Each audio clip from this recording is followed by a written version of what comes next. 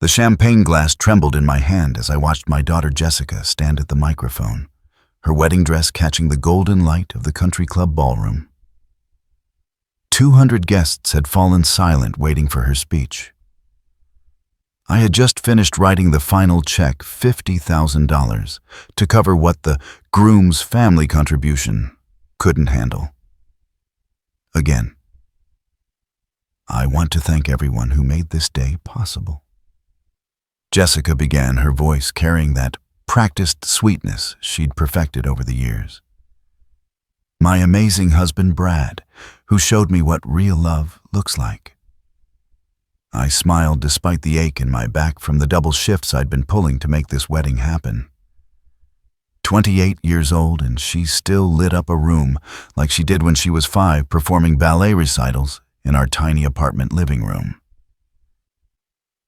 And I want to thank Brad's parents for their incredible generosity and vision for this celebration. I blinked.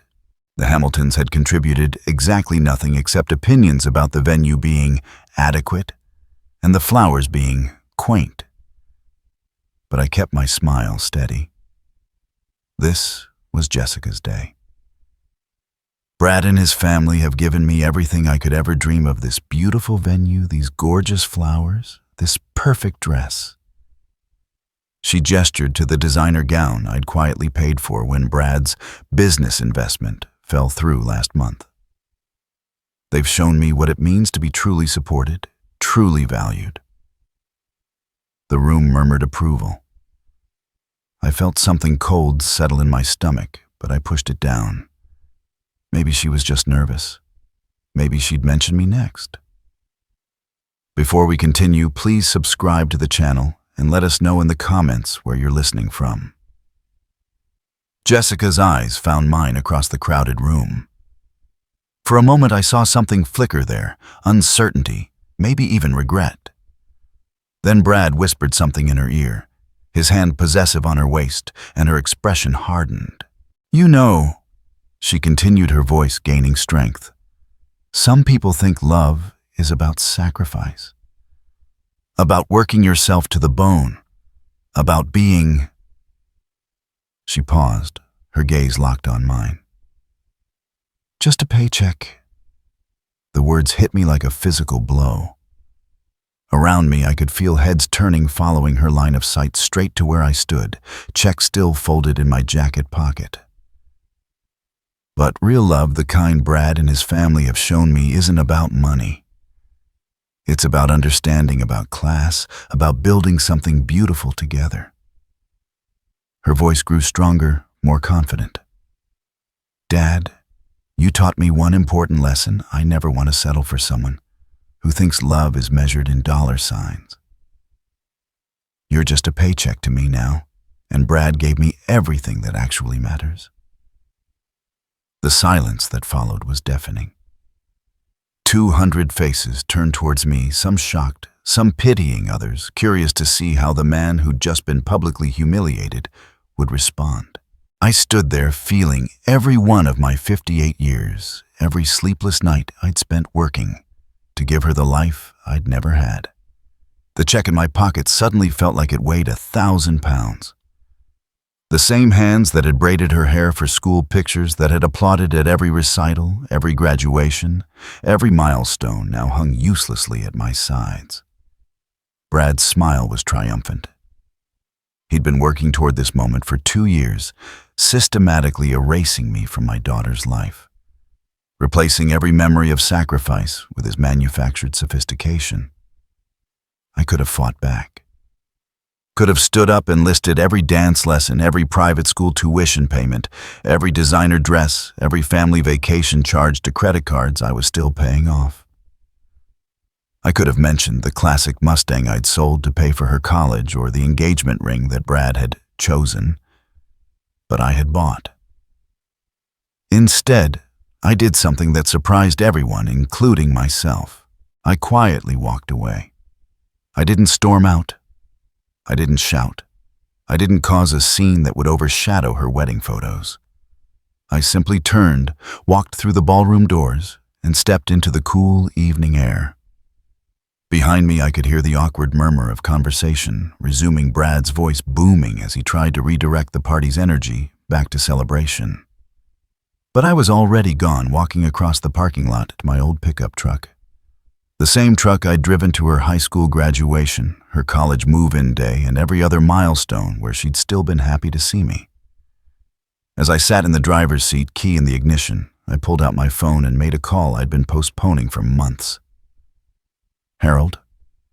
It's David Mitchell. Yes, I know it's Saturday night. I need you to prepare those documents we discussed. All of it. Every asset, every account, every investment. I paused, watching through the country club windows as my daughter danced with the man who'd just helped her destroy me. Transfer everything into Tyler's trust fund. My grandson's name only. Jessica can't touch a penny until he turns 18, and only if he demonstrates the values his grandfather tried to teach his mother. What Jessica didn't know, what Brad definitely didn't know, was that her Paycheck dad had been planning for this possibility longer than she'd been dating her golden boy. 20 years of careful investing, of living below my means, of building something that couldn't be taken away by smooth words and designer suits. As I drove home to my modest house, I thought about the conversation I'd had with my lawyer 3 months ago, when I'd first seen the writing on the wall. "You sure about this, David?" Harold had asked. "This isn't something you can easily undo." "I'm sure," I'd told him. "Respect isn't inherited, Harold. It's earned.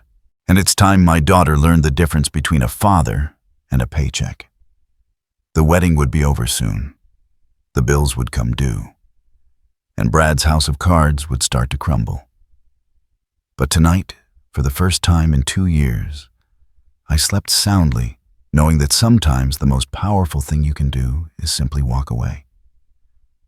Because what Jessica was about to discover was that the man she'd just dismissed as just a paycheck had been playing a much longer game than she'd ever imagined. The morning after the wedding, I woke up in my empty house and did something I hadn't done in 20 years.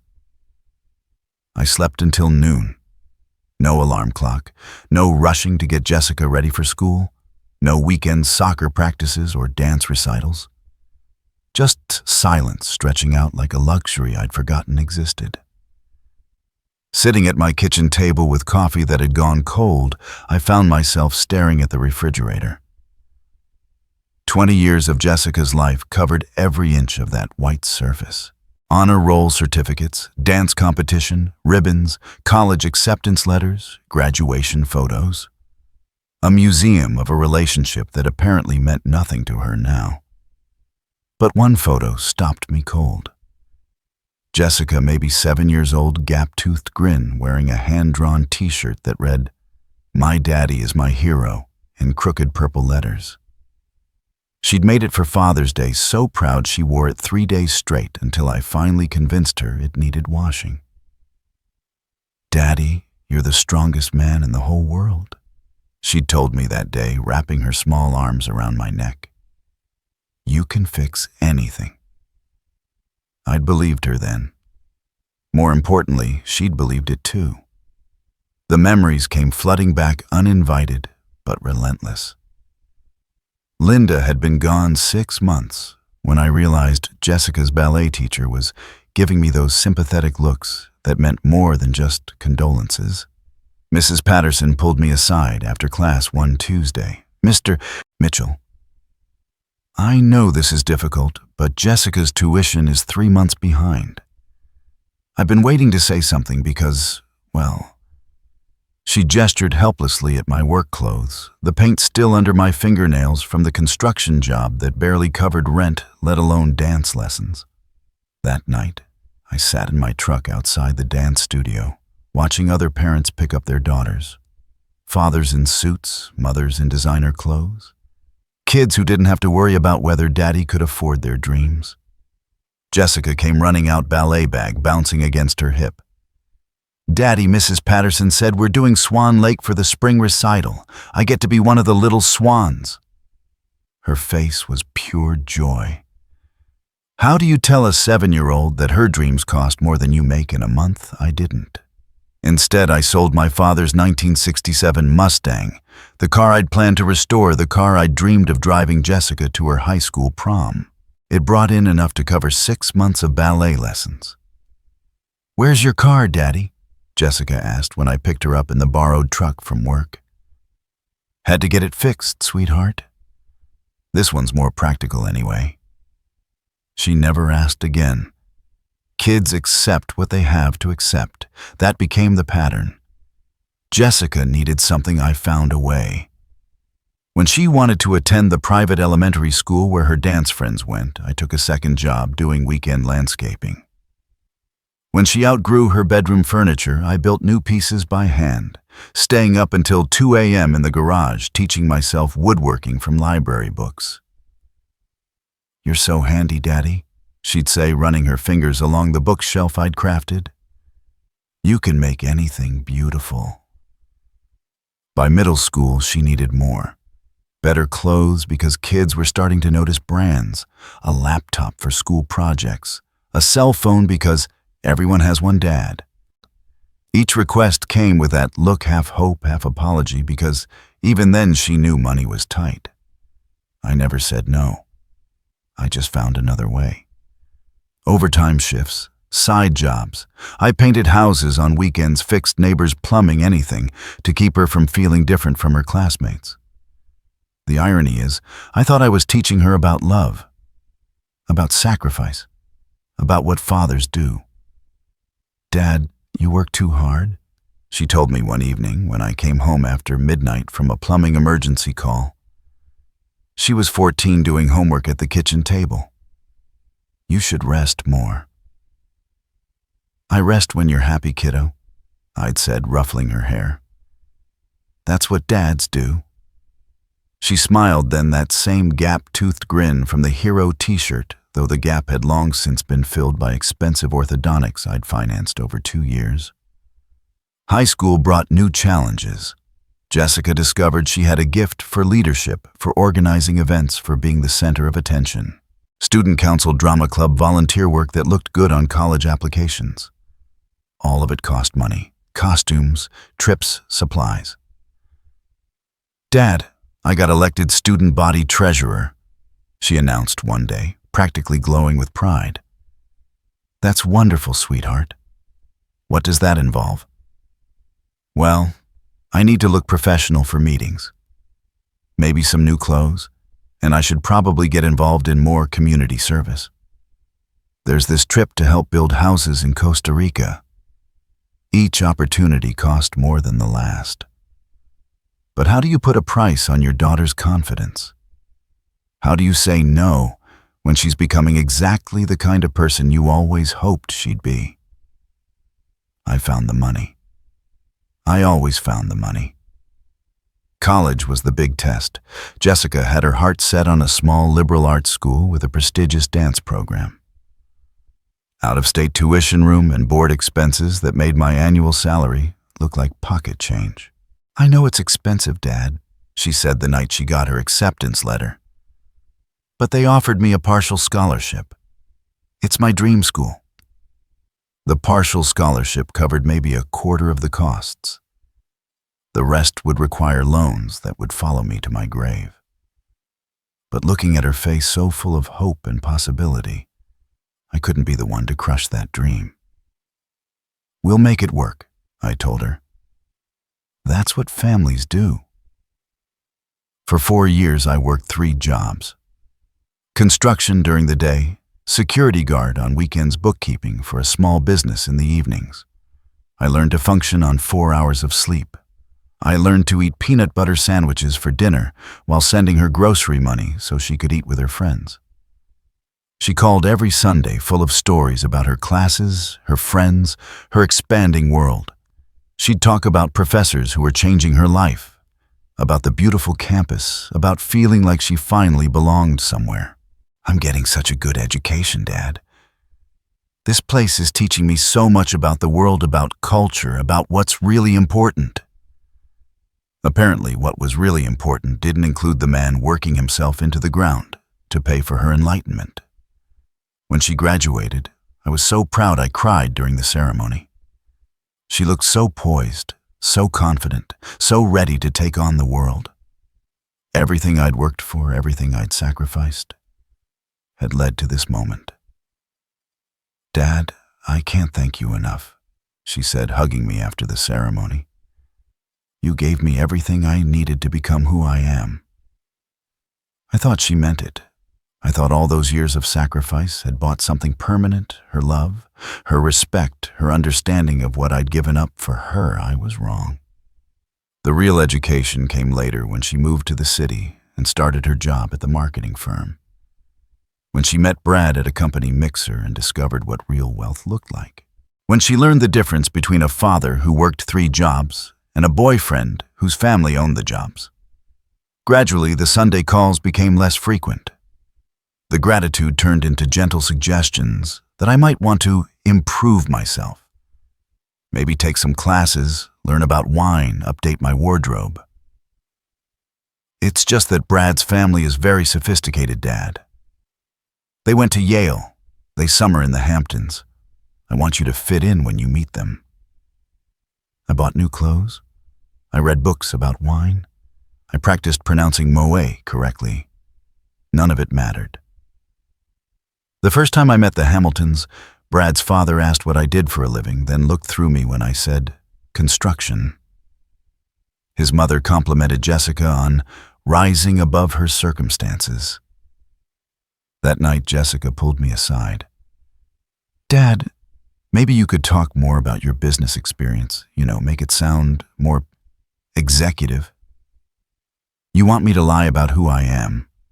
I want you to present your best self." But my best self wasn't good enough anymore.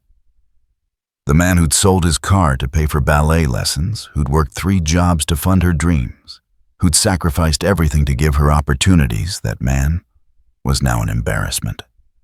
The wedding was just the final act in a play that had been running for 2 years. Jessica had been slowly writing me out of her story, replacing the father who'd raised her with a more acceptable version that never existed. "Just a paycheck." Those words didn't come out of nowhere.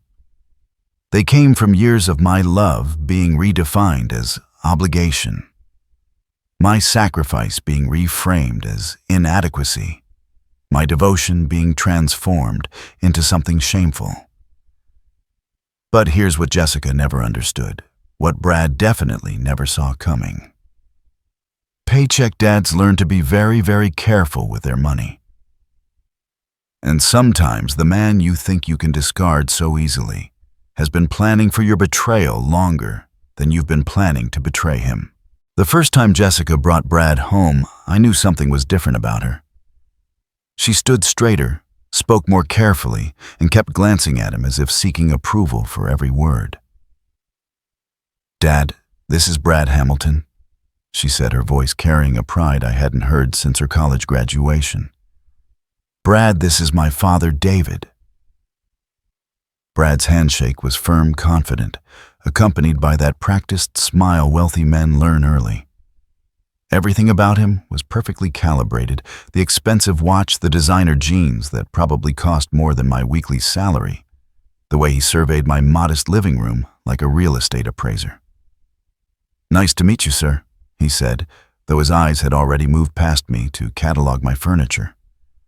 My outdated TV, the family photos that suddenly felt embarrassingly humble. "Jessica's told me so much about you." I doubted that was entirely true. "So, Brad, what do you do for work?" I asked, settling into my recliner while they took the couch. "I'm in wealth management," he said smoothly, "helping families preserve and grow their assets across generations. It's fascinating work, really.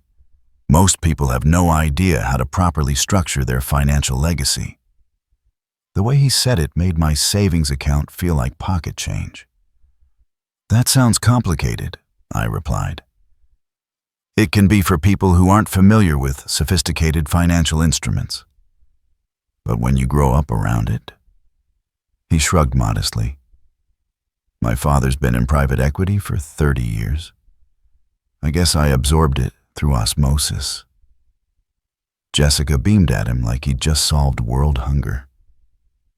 Over dinner pizza I'd ordered because I figured it was safe. Brad regaled us with stories about his family's vineyard in Napa, their little place in the Hamptons, his Harvard Business School friends who were doing amazing things in New York. Brad's family has season tickets to the Met Opera. Jessica interjected, her voice bright with reflected glory. Can you imagine we're going next month? I couldn't imagine. I'd taken Jessica to exactly one opera in her life, a community theater production, when she was 12. She'd fidgeted through the whole thing and asked if we could leave at intermission. Culture is so important, Brad said, nodding sagely. I mean, it's what separates us from people who don't appreciate the finer things. The comment landed softly, wrapped in a smile, but I felt its edge. People like me, he meant. People who chose pizza over wine pairings, who got their culture from PBS instead of private boxes. Dad doesn't really do the opera thing, Jessica said, and I caught something in her tone. Embarrassment, maybe, or apology. He's more of a practical person. Nothing wrong with practical, Brad said with the kind of magnanimous smile you give to small children. The world needs all types. Someone has to do the hands-on work. The conversation moved on, but I found myself studying Brad more carefully. The way he spoke about money as if it were breathing natural, effortless, expected.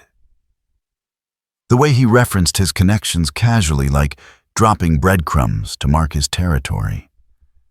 The way Jessica hung on his every word as if proximity to his world could somehow transport her there. After they left, I sat in my recliner, thinking about that phrase, hands-on work. Said with just enough pause to make it clear he wasn't talking about surgery or engineering. He meant labor. My kind of work. The second time he visited Brad arrived empty-handed while I was grilling burgers in the backyard.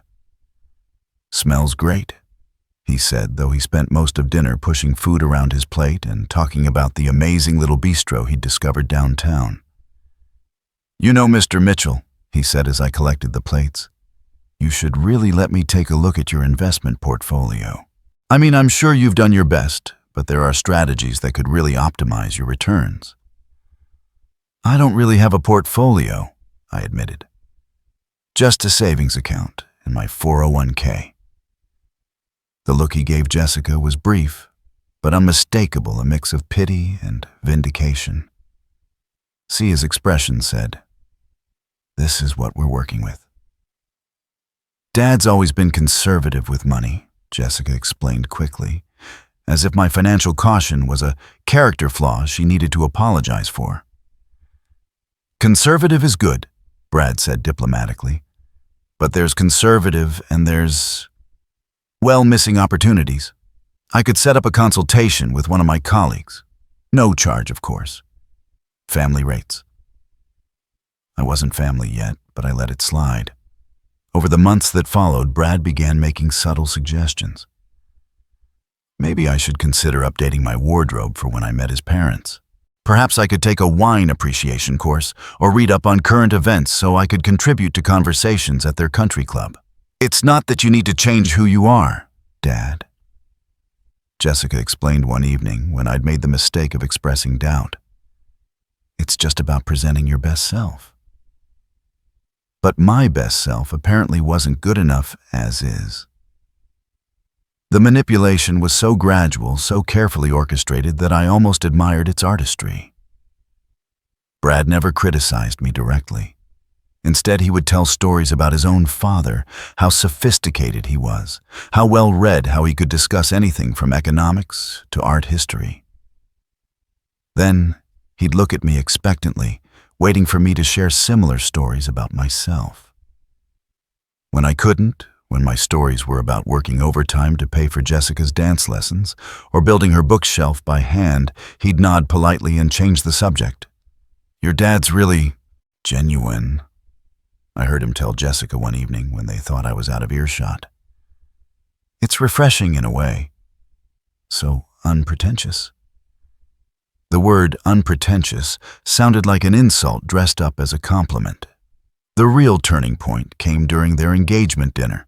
Brad had suggested an upscale restaurant downtown, the kind of place where they don't list prices on the menu because if you need to ask, you can't afford it. I wore my best shirt and tie, the ones I had bought for Jessica's college graduation. Jessica wore a dress that probably cost more than my monthly car payment, and Brad wore casual confidence like a second skin. "We want to talk to you about something important," Jessica said, after we'd ordered appetizers I couldn't pronounce. My heart jumped. I thought they were going to ask for my blessing, maybe include me in their wedding planning in some meaningful way. "Brad and I have been talking about the future," she continued, "and we realize we need to be realistic about expectations." "What kind of expectations?" I asked. Brad leaned forward, his expression serious but kind, the look of a doctor delivering news you won't want to hear. "Mr. Mitchell, we both respect everything you've done for Jessica, the sacrifices you've made. But we also want to be practical about what kind of wedding we can realistically plan." I blinked. "I don't understand." "Well, Brad's family has certain traditions," Jessica explained. "The Hamilton wedding style is, more elaborate than what we might normally consider." "How elaborate?" "About 50,000, Brad said simply. "That's actually quite modest by our family's standards. My cousin's wedding last year was closer to 200. The number hit me like a physical blow. $50,000. More than I made in a year. "Now, obviously, my family will contribute significantly," Brad continued smoothly. "But there are certain elements that traditionally fall to the bride's family. The flowers, the photography, some of the catering." "We don't want you to feel pressured, Dad," Jessica added quickly. "We know money is tight. But if you could maybe help with what you can." I stared at my daughter, the little girl who'd once been thrilled with a birthday party at Chuck E. Cheese, asking me to bankrupt myself for a wedding that would impress people who already looked down on me. "How much would you need from me?" I asked quietly. They exchanged a look. "Maybe 25, Jessica suggested tentatively. "We could scale back some things if that's too much." $25,000. Half of everything I'd managed to save over 20 years of careful living. "I'll figure something out," I heard myself say. The relief on Jessica's face was immediate and heartbreaking. "Oh, Dad, thank you. You don't know what this means to me." But I was beginning to understand what it meant to Brad. It meant that even at her wedding, even in the most important moment of her life, I would be reminded of my place. I could pay, but I couldn't belong. I could fund their happiness, but I couldn't share in their world. As I drove home that night, I realized Brad hadn't just been dating my daughter. He'd been systematically erasing me from her life, replacing every memory of my love with evidence of my inadequacy. The brilliant part was how he'd made Jessica complicit in her own corruption. She genuinely believed she was rising to a better life, not abandoning the man who'd made that life possible. But here's what Brad Hamilton, with all his sophistication and financial instruments, never learned about working-class men like me. We don't just know how to build things. We also know how to tear them down. The morning after Jessica's wedding, my phone started ringing at 7 a.m. I let it ring. By noon, I had 17 missed calls from Jessica, 3 voicemails from Brad, and a text message that simply read, "Dad, please call. We need to talk." I made myself a sandwich and watched the Phillies game instead. For 28 years, I'd been available to Jessica within minutes of her needing me. Flat tire Dad would come. Broken heart Dad would listen. Money problems Dad would find a solution. I had trained her to expect immediate response, unconditional support, and unlimited forgiveness. But the man she'd dismissed as just a paycheck was no longer taking her calls. The second day brought more desperate attempts. Jessica actually drove to my house, standing on the porch, ringing the doorbell for 10 minutes while I sat in my kitchen, visible through the window, calmly reading the newspaper. She knocked. She called my name. She even tried the old childhood trick of sliding a note under the door. "Daddy, please talk to me. I know you're upset about the speech, but it wasn't personal." Not personal. As if publicly humiliating the man who'd sacrificed everything for her happiness was just an unfortunate misunderstanding. I didn't open the door. On the third day, Harold Brennan, my lawyer, called with news that should have made me happy. "David, I've got the final trust documents ready for your signature. Everything you discussed, the house, the savings accounts, the retirement funds, even the life insurance policies, it's all structured to transfer to Tyler's trust on his 18th birthday." Tyler. My 5-year-old grandson, Jessica's son from a previous relationship. The one person in this whole mess who still looked at me like I hung the moon. "What about Jessica's access?" I asked. "Zero. As you requested, she's listed as a beneficiary only if Tyler specifically designates her after he turns 25, and only if he demonstrates what you called earned respect and genuine appreciation for family sacrifice. And if something happens to me before Tyler turns 18, the trust becomes irrevocable. Jessica can't touch it, can't contest it, can't influence it. Tyler gets everything managed by the bank until he's old enough to understand what his grandfather really did for his family." I signed the papers that afternoon. 20 years of careful saving, of living below my means, of investing in index funds instead of taking vacations. A construction worker's retirement that had grown steadily because I'd learned early that you don't need to be rich to be smart with money. The house Jessica had grown up in, the one I'd finally paid off 2 years ago, Tyler's. The $127,000 in various savings accounts, Tyler's.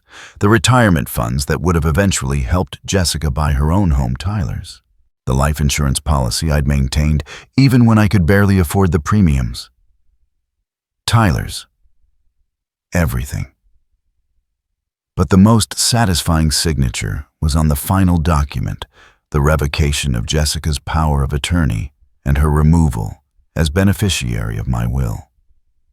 Jessica Mitchell Hamilton, the woman who'd called me just a paycheck, would inherit exactly $1. Not because I was cruel, but because I wanted the legal record to show she hadn't been forgotten. She'd been deliberately excluded.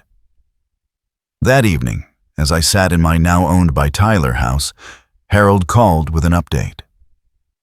"David, you might want to know there's been some interesting activity around your new son-in-law's finances." "Oh." "My partner handles bankruptcy law. Brad Hamilton's name came across his desk yesterday. Seems his wealth management business isn't managing wealth so much as hemorrhaging it. He's leveraged to the hilt, owes money to some very impatient creditors." I felt a cold smile spread across my face. "How leveraged?" "The house he and Jessica are planning to buy.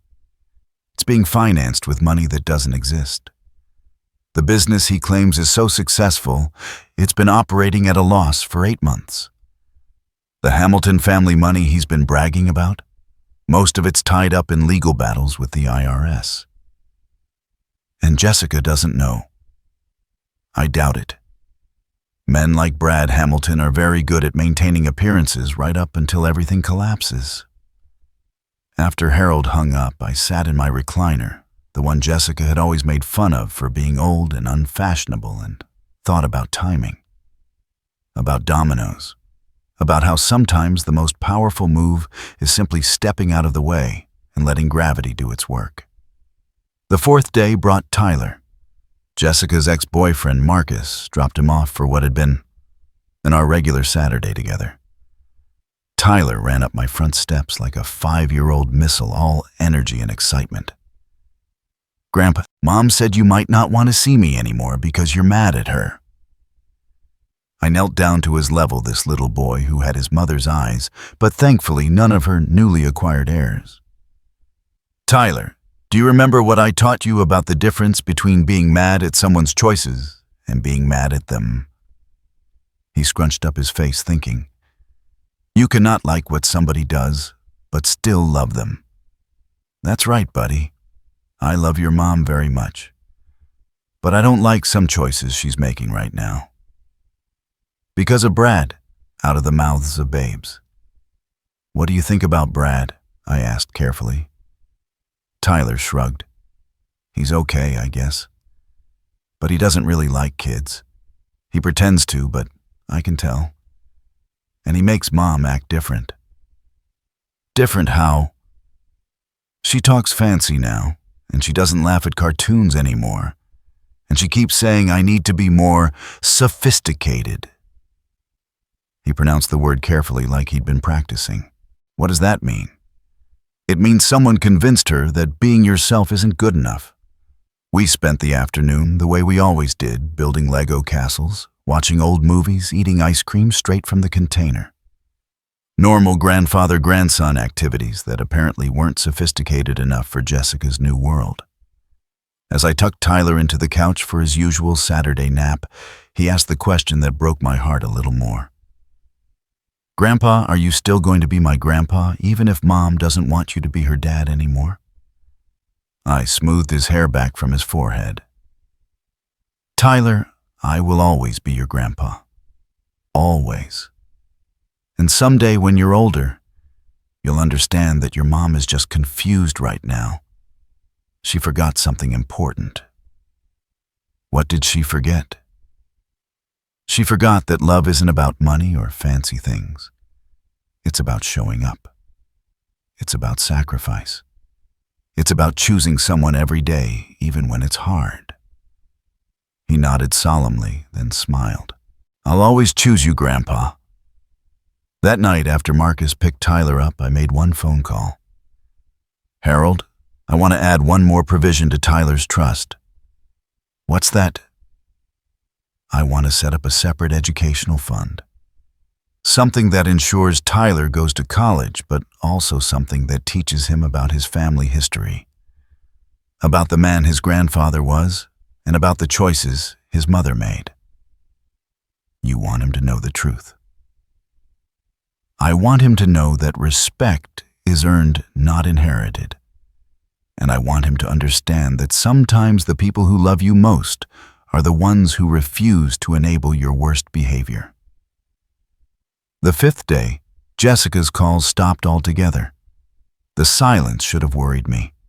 Instead, it felt like the calm before something necessary. Because while Jessica was learning to live without her safety net, Brad Hamilton was about to discover that you can't build a house of cards on quicksand forever. And I was about to learn that sometimes the best revenge isn't what you do, it's what you stop doing. Sometimes the most devastating word in the English language is simply no. The call came at 11:47 p.m. on a Tuesday, 3 weeks after the wedding. I was reading in bed when my phone buzzed with Jessica's number. For a moment, I considered letting it go to voicemail like all the others. But something about the late hour made me answer. "Dad." Her voice was small, shaky. The voice of the little girl who used to crawl into my bed during thunderstorms. "Dad, we need help." I said nothing, just waited. "The bank called today." The words came out in a rush. "They're saying our loan application was denied. Something about Brad's credit score and outstanding debts, but that can't be right. Brad's family has money. They have connections." Still I waited. "Dad, are you there?" "I'm here.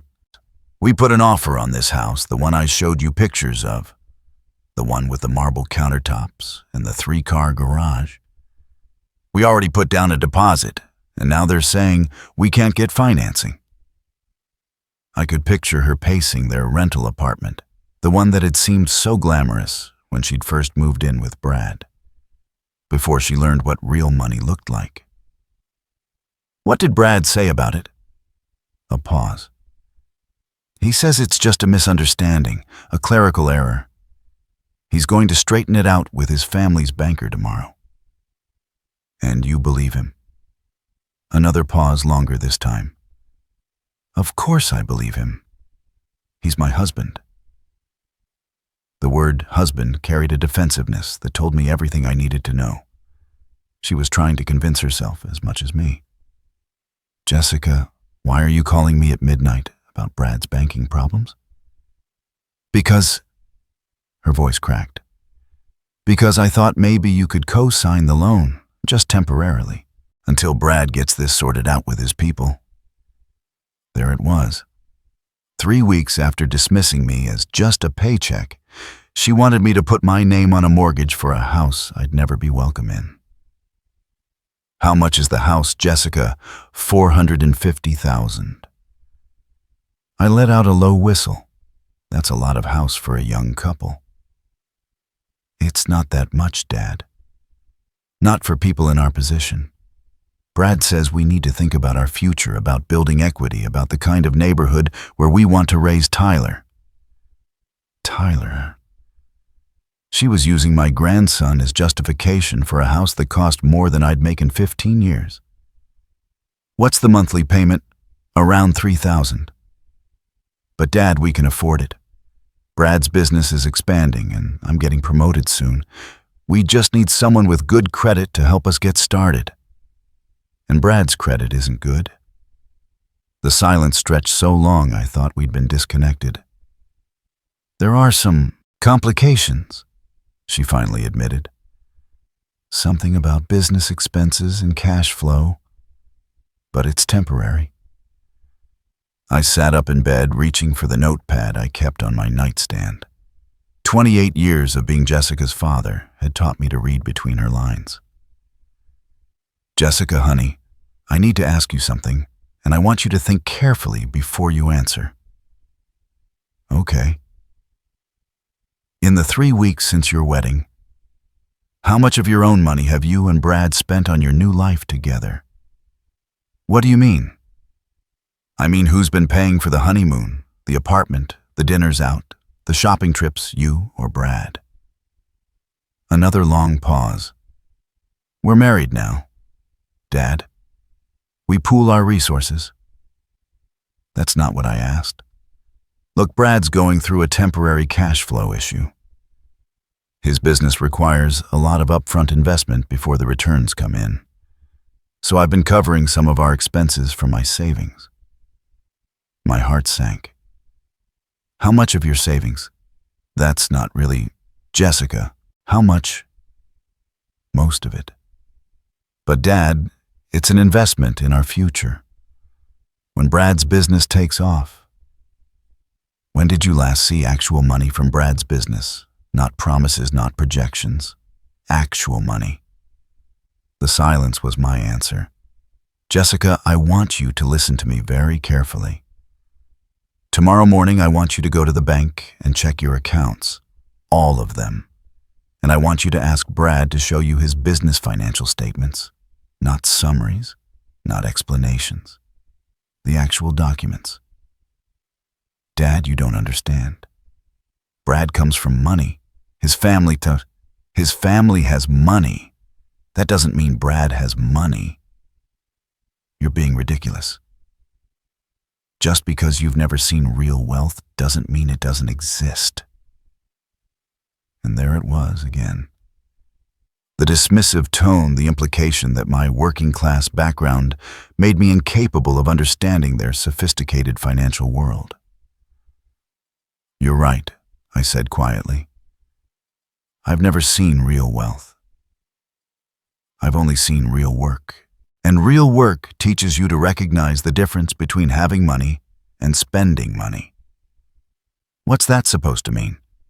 It means rich people don't usually ask construction workers to co-sign their mortgages. I heard her sharp intake of breath, the truth finally landing.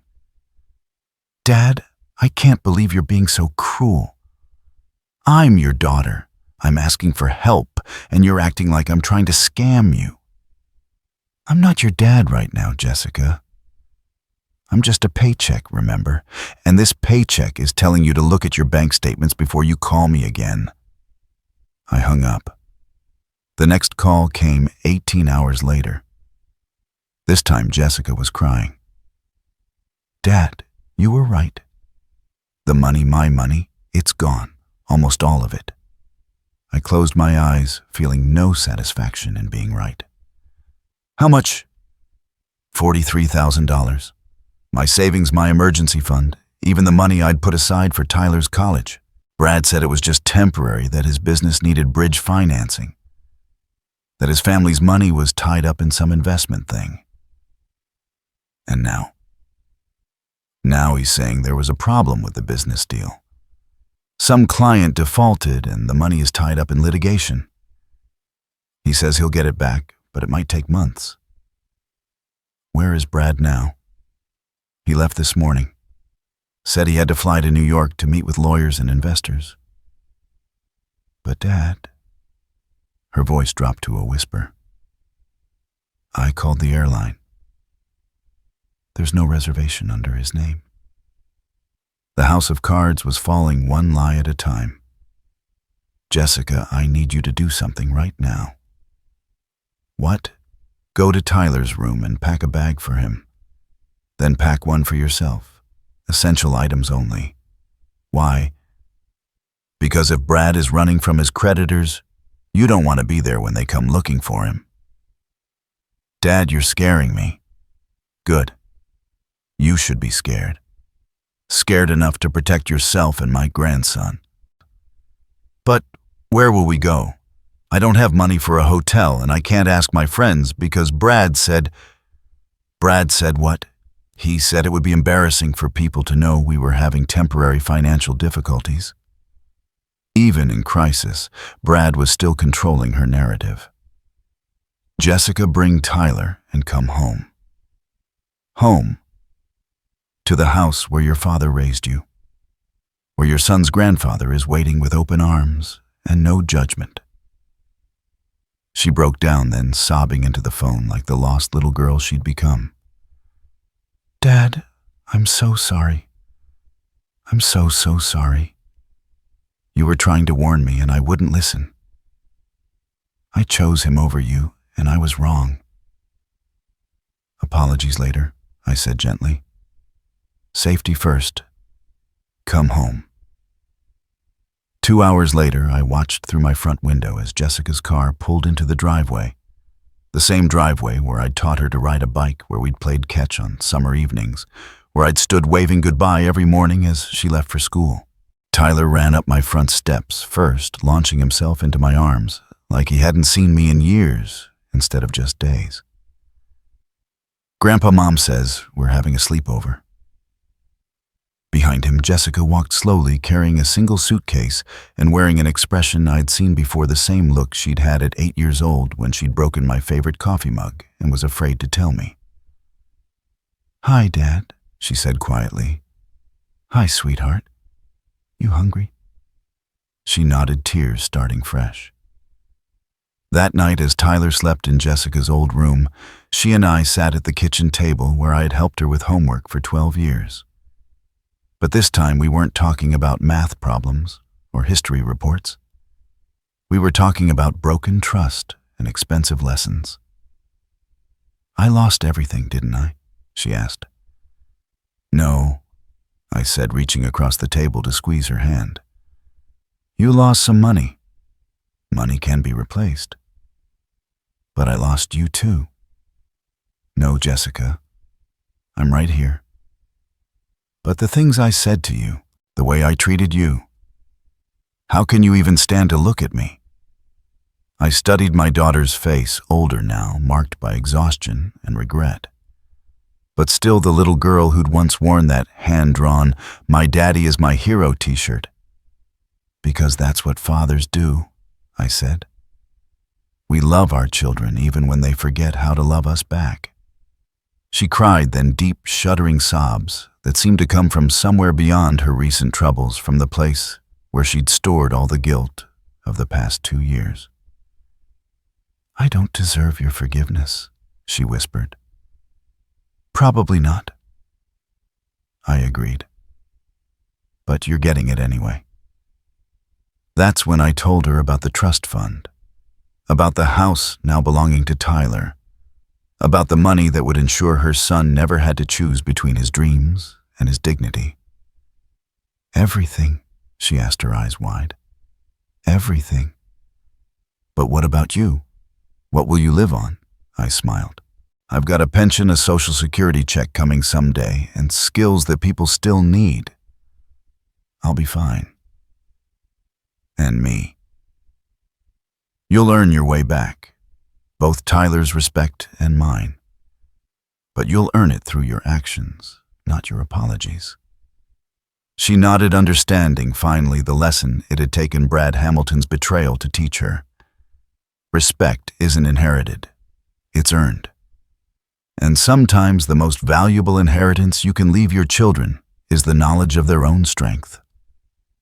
6 months after the wedding that changed everything, I woke up to the sound of pancakes sizzling and Tyler's laughter echoing through the house. Jessica stood at my stove wearing the old apron she'd used as a teenager when she first learned to cook. Her hair was pulled back in a simple ponytail. No designer clothes or perfect makeup, just my daughter making breakfast for her son and her father. "Morning, Dad," she said without turning around. Tyler requested his famous grandfather's pancake recipe, but I told him I'd have to improvise since you never actually wrote it down. "That's because the secret ingredient can't be measured," I said, ruffling Tyler's hair as he sat at the table, syrup already sticky on his fingers. "What's the secret ingredient, Grandpa?" he asked, eyes wide with 6-year-old curiosity. "Love," Jessica answered quietly before I could speak. "It's always been love. Over the past 6 months, we'd all learned things about ourselves that we hadn't expected. Jessica learned that she was stronger than she'd believed, more resilient than the pampered princess Brad had tried to create. She'd taken a job at a local nonprofit helping families navigate financial crisis, ironic considering she'd recently navigated her own. The work didn't pay much, but it paid enough for her to contribute to the household expenses, to buy Tyler's school supplies, to slowly rebuild her independence. More importantly, it reminded her daily about the difference between what people need and what they want. "Dad," she said, sliding a plate of imperfect but heartfelt pancakes in front of me, "I've been thinking about something." "What's that?" "That night I came home, you said I'd have to earn back Tyler's respect and yours. But I never asked what that meant. What does earning respect look like?" I looked at her, really looked. The past 6 months had aged her, but in a good way. The brittle sophistication Brad had cultivated was gone, replaced by something more authentic. She laughed at cartoons again. She played with Tyler on the floor. She'd stopped apologizing for who she was and started working on who she wanted to become. "You've been doing it," I said simply. "What do you mean?" "Respect isn't a destination, Jessica. It's a daily choice. You've been choosing it every morning, when you wake up Tyler for school every evening, when you help him with homework, every time you put his needs before your wants." She blinked as if this hadn't occurred to her. "But what about the trust fund? What about Tyler's inheritance? I haven't earned that back." "No," I agreed. "And you might never. That money belongs to Tyler because I want him to understand something you forgot, that love isn't transactional. That money doesn't create relationships, it reveals them." Tyler looked up from his pancakes. "What's transaction all?" Jessica smiled, the first genuinely happy expression I'd seen from her in years. "It means thinking people only love you because of what you can give them." "That's silly," Tyler said matter-of-factly. I love Grandpa because he builds the best blanket forts, and he always has time for stories. And I love Mommy because she sings to me, and she smells like vanilla. Out of the mouths of babes. That afternoon, while Tyler napped, Jessica and I sat on the front porch, the same porch where I'd dreamed of having a swing. The same porch where she'd once promised we'd share everything if we ever won the lottery. Dad, can I ask you something that might hurt your feelings? Shoot. When I said those things at the wedding, about you being just a paycheck, part of me believed it. Not because you weren't loving, but because I'd started measuring love in dollars. How did I get so lost? I thought about her question about the girl who'd worn a homemade hero t-shirt and the woman who'd publicly dismissed the man who'd made that shirt possible. You got seduced by the idea that there was a better version of yourself, I said finally. Brad showed you a world where you didn't have to feel grateful, where everything you'd received was reframed as something you deserved. It's an attractive lie, especially when the truth involves admitting that someone else's sacrifice made your dreams possible. But you did sacrifice. You gave up everything for me. I gave up some things, but I gained more than I lost. I gained the privilege of being your father, of watching you grow, of knowing that my work meant something, because it was building your future. Until I threw it back in your face. Until you forgot its value. There's a difference. She was quiet for a long moment, watching the street where she'd learned to ride a bike, where she'd played hopscotch with the neighbor kids, where she'd run to catch the school bus on mornings when we were running late. What about forgiveness? She asked. How do I forgive myself for what I became? The same way I forgave you, I said, by understanding that people aren't their worst moments. You were cruel to me, but you weren't cruel. You were lost, and lost people sometimes hurt the ones trying to help them find their way home. And Brad? I'd been wondering when she'd ask about him. 3 months after disappearing, Brad had resurfaced with a bankruptcy filing and a new story about being the victim of sophisticated financial fraud. He'd sent Jessica flowers and a letter explaining how much he missed her, how he was working to rebuild his life, how they could start over if she'd just give him another chance. She'd thrown the flowers away without reading the card. What about him? Do you think he was evil or just weak? It was a thoughtful question, one that showed how much she'd grown. I think he was a man who confused having things with being someone. He wasn't evil, but he was empty. And empty people will drain anyone they can to fill themselves up. I almost let him drain me completely. But you didn't. You recognized the lie before it destroyed you. That takes strength. It took losing everything to see it. Sometimes that's what it takes. Sometimes we have to lose what we think we want to rediscover what we actually need. That evening, as we sat around the dinner table, Tyler chattering about his day at school, Jessica laughing at his stories, me watching my family rebuild itself one ordinary moment at a time. I thought about the letter I'd received that morning. It was from Harold, my lawyer, with an update I hadn't been expecting. Brad's bankruptcy proceedings had revealed something interesting.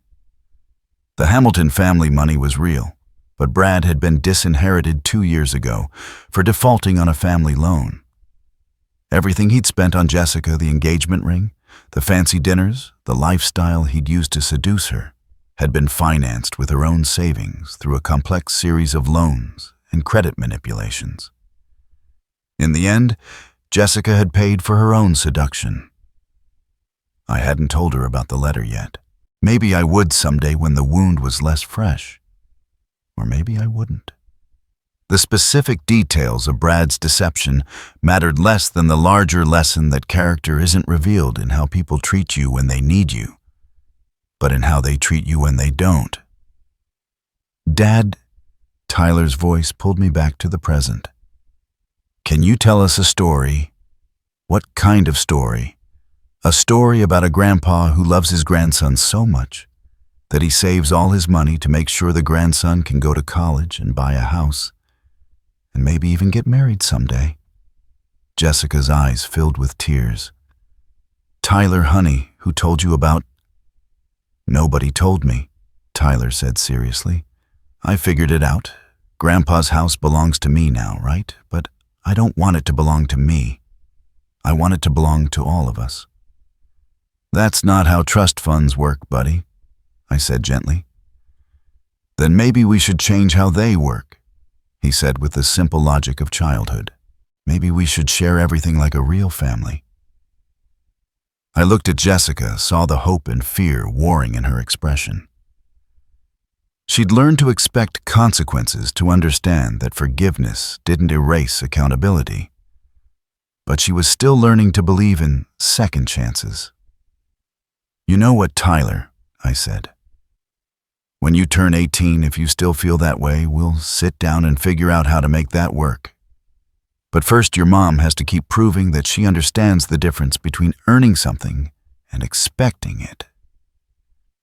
Jessica nodded, tears spilling over.